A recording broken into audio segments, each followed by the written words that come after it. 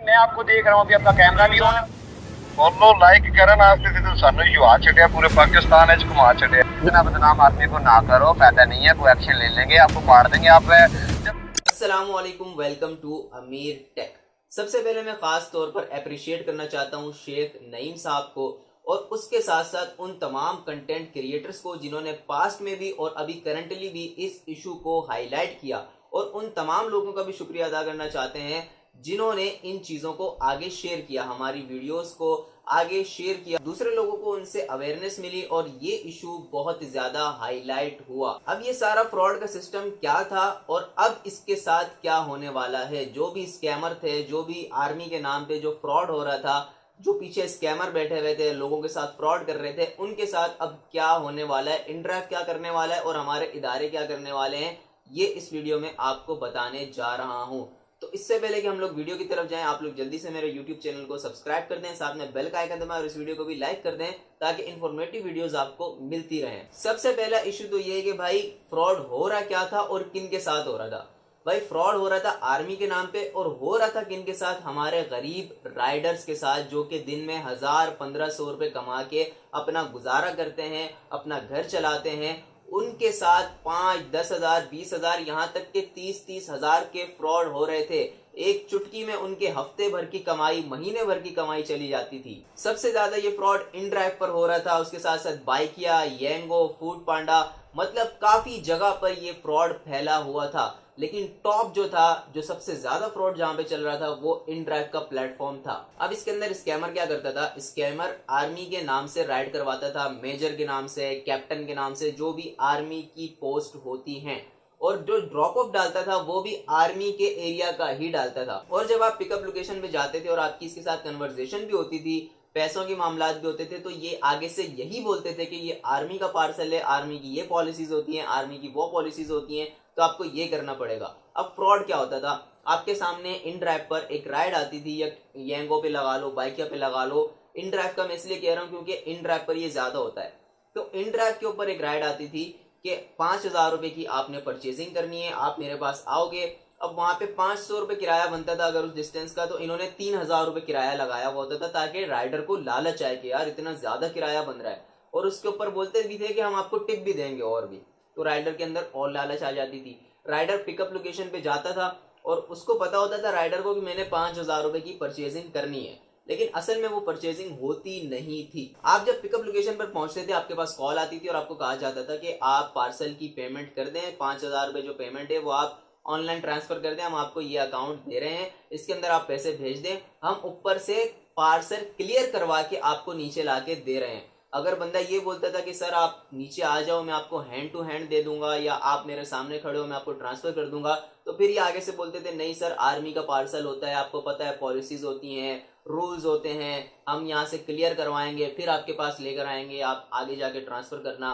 तो भाई पूरी प्लानिंग के साथ ये लोग घेरते थे बंदे को। बहुत से बंदे बच भी जाते थे और बहुत से बेचारे इनकी बातों में आ जाते थे और पैसे ट्रांसफर कर देते थे। उसके बाद जैसे ही पैसे ट्रांसफर करते थे, इनको ब्लॉक कर दिया जाता था, इनके पैसे 5000 रुपए गए, 10,000 रुपए का पार्सल 10,000 गया, यहाँ तक के लोगों के 30-30 हजार रुपए भी गए हुए हैं। और लोगों के दिल में खौफ डाला जाता था कि भाई आर्मी का है तो आर्मी के रूल्स हैं, और एक किस्म की रियलिटी भी ऐड करने की कोशिश की जाती थी कि भाई आर्मी है तो फिर यहाँ पे तो फ्रॉड हो ही नहीं सकता, आर्मी का नाम यूज हो रहा है, या बंदे को तो यही लगता था जो राइडर है कि भाई ये सामने आर्मी वाला ही है।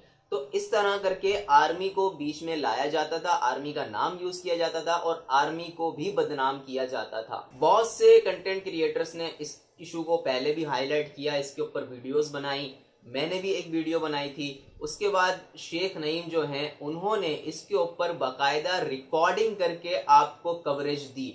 जो इनकी राइड होती है, उस राइड में क्या क्या होता है, क्या क्या बातें होती हैं, किस तरह से आपको घेरा जाता है, जो भी होता है सारा कुछ, ये सारा उन्होंने एक रिकॉर्डिंग की सूरत में लाइव कवरेज करके लोगों को दिखाया, लोगों को अवेयरनेस दी, और उनकी वीडियो फेसबुक पर बहुत अच्छी चली, बहुत लोगों को अवेयरनेस मिली, और सही मायनों में इस इशू को जो हाईलाइट किया है वो शेख नईम ने किया है। उसके बाद इस इशू के ऊपर भाईजान एक्शन लिया गया, इन ड्राइव ने एक्शन लिया। इन ड्राइव ने तकरीबन 80,000 अकाउंट्स को ब्लॉक किया है जो कि फेक अकाउंट्स थे।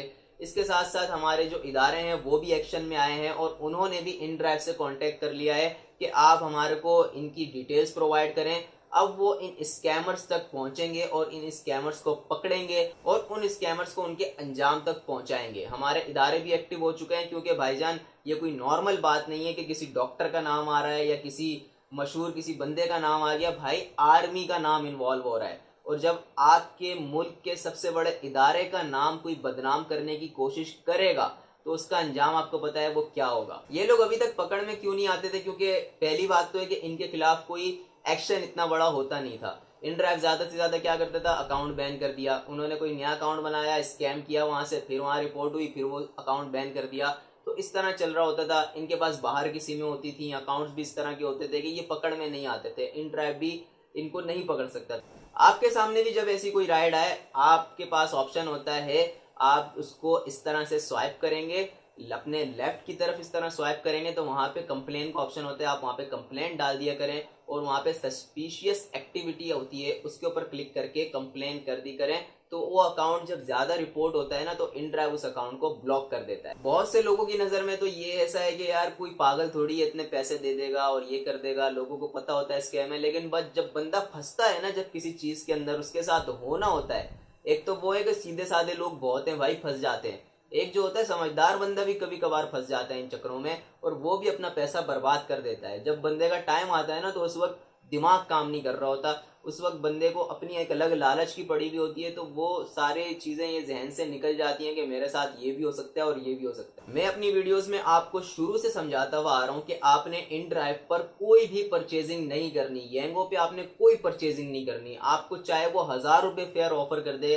200 रुपये फेयर बनता, वो आपको बोले मैं 1000 रुपये दूंगा, आप मुझे ये सामान ला के दे दो, आपने कभी भी परचेजिंग नहीं करनी। क्योंकि इनड्राइव साफ मना करता है कि आपने कोई सामान नहीं खरीदना, उसका कोई क्लेम भी नहीं होता। चाहे आप पर्ची बनवा के लाओ, चाहे आप किसी रेस्टोरेंट से लो, कहीं से भी लो, जब एक चीज अलाउ ही नहीं है इनड्राइव के ऊपर, येंगो के ऊपर, तो आप वो परचेजिंग करके अपने आप को रिस्क में डाल रहे हो। कंपनी किसी किस्म का कोई क्लेम आपको नहीं देने वाली। फिर आप बोलोगे यार ये मेरे साथ क्या हो गया, ये देखो कंपनी भी बैकअप नहीं दे रही, ये भी नहीं हो रहा। जब एक चीज अलाउ नहीं है आपने वो करना ही नहीं। अब हमारा सारा जो फोकस है वो हमारे इदारों के ऊपर है, इनड्राइव के ऊपर है कि वो इन स्कैमर्स के खिलाफ किस लेवल का एक्शन लेता है और इन स्कैम्स को मुकम्मल तौर पर कब खत्म करता है। उम्मीद करते हैं आपको वीडियो अच्छी लगी होगी। चैनल को लाजमी सब्सक्राइब कर लीजिएगा। अपना ख्याल रखें, मिलते हैं अगली वीडियो में। अल्लाह हाफिज।